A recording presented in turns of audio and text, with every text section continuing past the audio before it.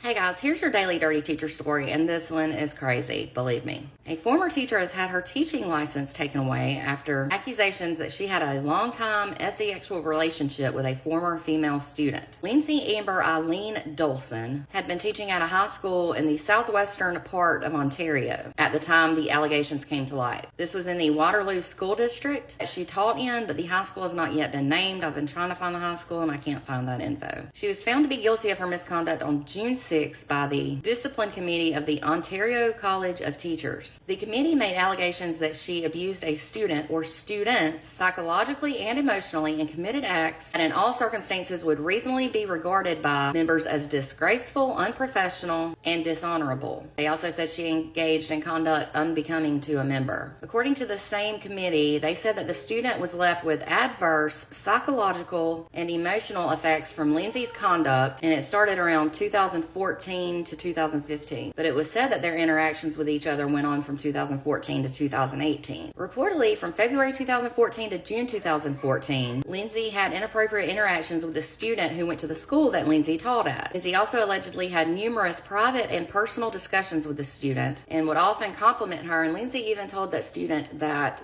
Lindsay's NIPPLES were pierced. Unreal. She also allegedly gave the student her phone number and would take her home. On or about June 27th, 2014, the student graduated from high school. Then in July, Lindsay allegedly engaged in an inappropriate relationship with the student. She also allegedly sent the student inappropriate text messages about her, Lindsay's, sexual orientation, preferences, and history, including her current sexual practices with her husband and other females. Lindsay also allegedly asked the student about her sexual orientation, preferences, and history, and encouraged the female student to make a play for a friend that the girl was interested in. She also was said to have sent photos of her breast to the student, other body parts, and either wearing very revealing clothing or completely naked.